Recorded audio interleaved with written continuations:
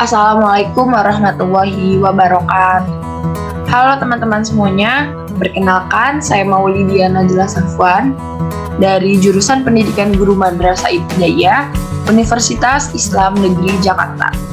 Ya, pada kesempatan minggu ini saya akan membahas tentang perjuangan bangsa Indonesia menuju kemerdekaan.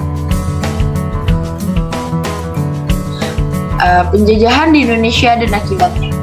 Timbulnya penjajahan di Indonesia secara garis besar disebabkan oleh beberapa faktor seperti kondisi politik, ekonomi, dan sosial budaya. Ada juga nih faktor eksternal dan internal yang mengakibatkan wilayah Nusantara ini dijajah oleh bangsa Barat. Ya, ini ada faktor eksternalnya.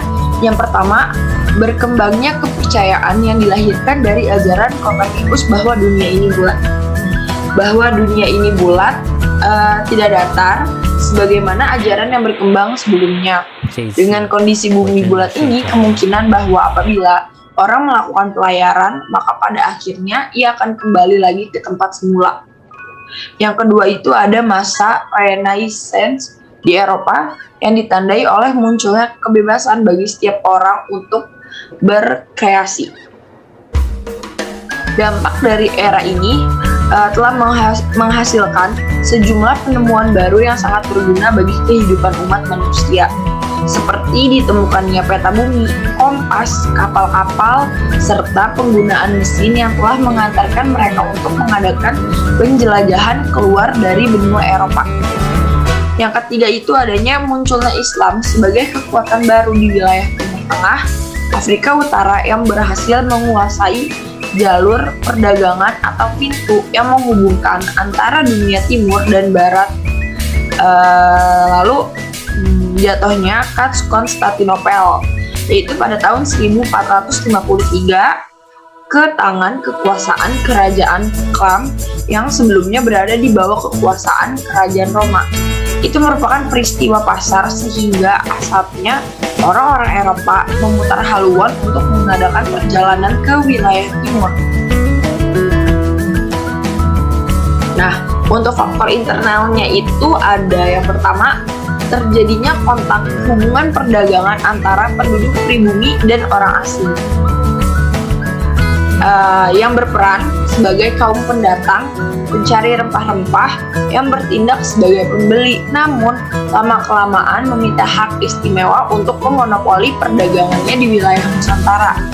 Yang kedua itu ada penduduk Nusantara termasuk Indonesia adalah penghasil rempah-rempah yang sangat diperlukan oleh orang-orang Barat, yang berakibatkan munculnya persaingan di antara pendatang untuk menguasai pusat perdagangan yang akhirnya berdampak pada penguasaan wilayah Nusantara.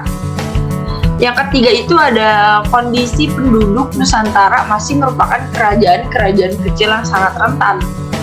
Nah, dengan persaingan di antara mereka terjadi ambisi untuk saling menaklukkan sehingga mereka mudah diadu domba oleh kaum pendatang dari luar.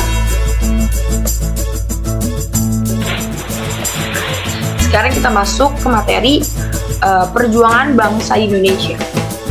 Menurut Bapak Surjo Miharjo pada tahun 1989, perjuangan bangsa untuk mencapai kemerdekaan di negara-negara Asia yang pernah mengalami proses penjajahan pada umumnya mencapai puncak pada pertengahan abad ke-20,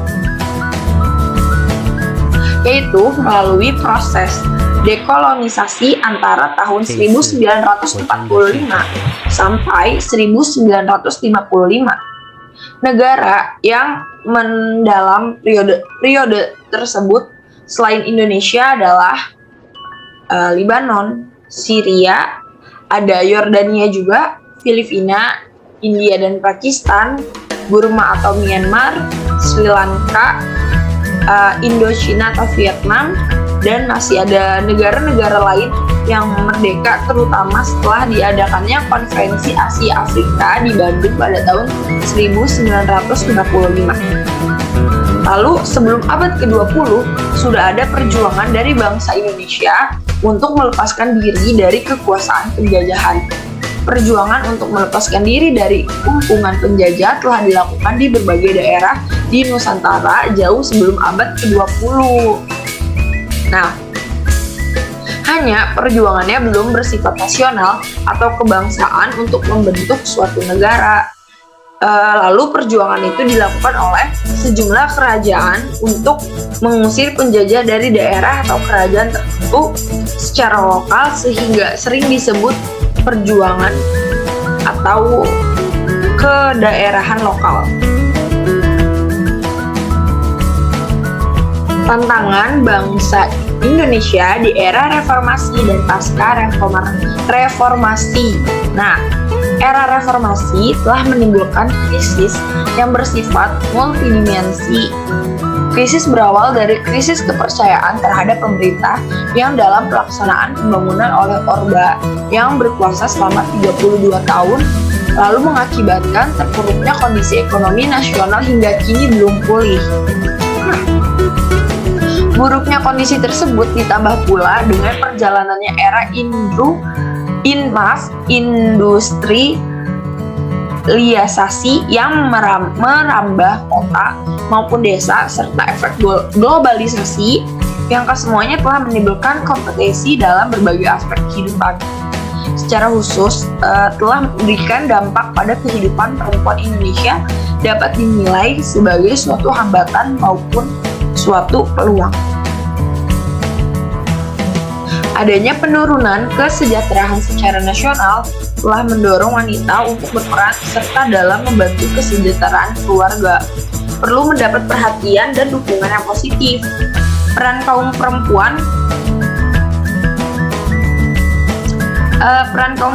yang memiliki dorongan untuk bekerja di Indonesia sebagai negara yang mayoritas beragama Islam di saat ini janganlah dinilai semata-mata sebagai sebuah alasan untuk mencari kebebasan, tapi nilailah sebagai suatu usaha mulia seorang hamba Allah yang dapat mengangkat harta dirinya, hakikat dirinya dan keluarganya, atau dengan kata lain sebagai suatu usaha untuk merevitalisasi seluruh aspek kehidupan.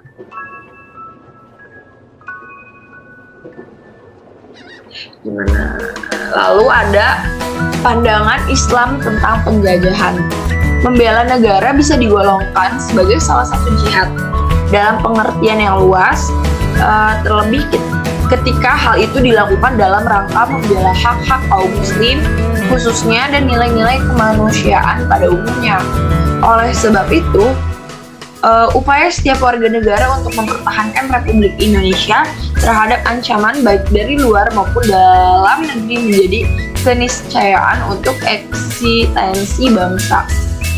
Sayangnya, mempertahankan negara biasanya selalu dikaitkan dengan militer atau militerisme, seolah-olah kewajiban dan tanggung jawab untuk membela dan mempertahankan negara hanya terletak pada Tentara Nasional Indonesia. Padahal, berdasarkan pasal 30 UUD 1945, bela negara merupakan hak dan kewajiban setiap warga negara Republik Indonesia.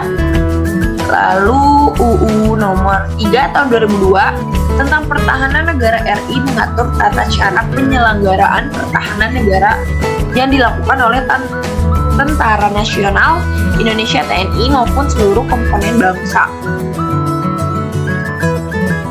Nah, yang terakhir itu ada upaya menjaga dan mempertahankan persatuan dan kesatuan bangsa. Yang pertama itu ada menanamkan nilai nasionalisme religius. Nasionalisme religius itu adalah paham kebangsaan yang dilandasi oleh nilai dan semangat keagamaan. Artinya, agama menjadi suatu spirit dan nilai untuk menegakkan suatu negara yang adil dan makmur. Dengan kata lain, hubungan agama dan negara bisa bersifat simbiotik mutualisme yang saling menguntungkan. Nah, yang kedua itu ada membudayakan syura atau musyawarah. Nah, musyawarah dapat berarti keputusan atau mengajukan suatu pendapat. Dengan kata lain, keputusan musyawarah itu tidak dapat diterapkan untuk mengasahkan perbuatan yang akan menindas pihak lain dan tidak sejalan dengan nilai-nilai kemanusiaan. Nah, yang ketiga ada memperjuangkan keadilan dalam memenangkan dalam kepemerintahan. Keadilan menjadi suatu keniscayaan sebab pemerintah dibentuk antara lain agar tercipta suasana masyarakat yang adil dan makmur.